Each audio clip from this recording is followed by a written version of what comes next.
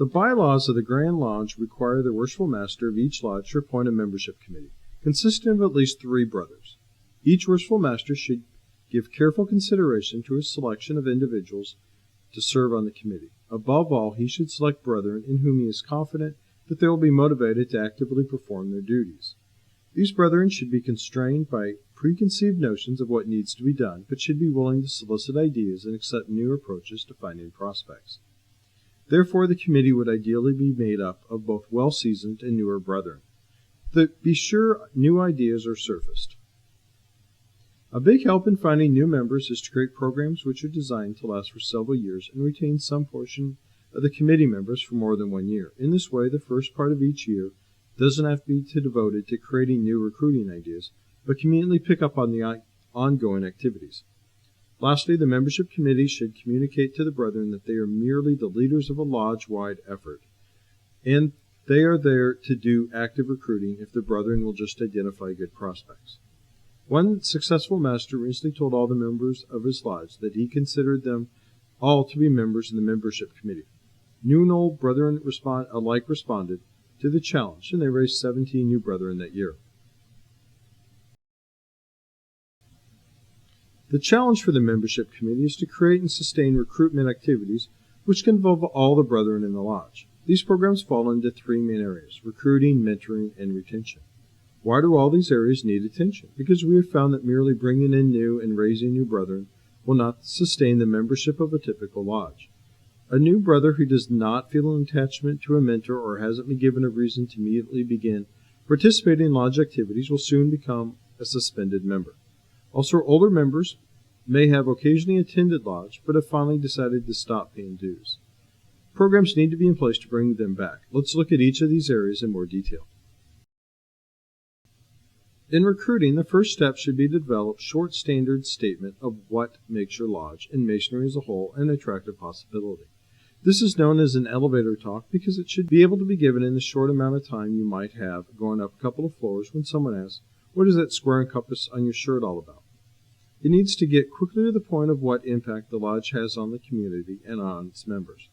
The key talking points need to be memorized by the brethren and should always conclude with a closing statement to the effect of, "Would you like to know more about a lodge, and if so, how can we contact you?" Get some information and give it to the membership committee to immediately act on. The second step is to train brethren to carry a petition. The brief elevator talk may be successful and lead to a longer explanation of what masonry is about. The ideal outcome of the conversation is to place a petition in the prospect's hand and fill it out or arrange to meet to complete it. Your lodge may want to develop a short handout saying what you are actively involved in to accompany the petition. Once a prospect begins the initiation process, it becomes critical to take steps to keep his interest.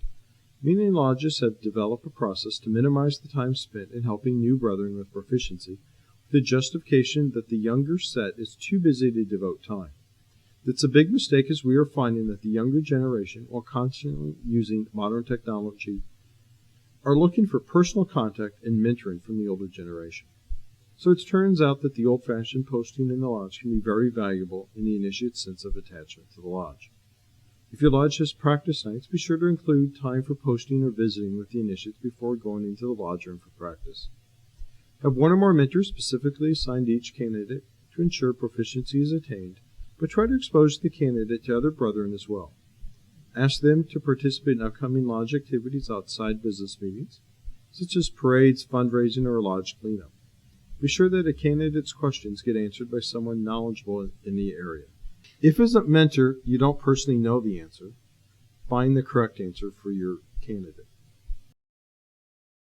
The area which hurts membership as much as poor recruiting is poor retention.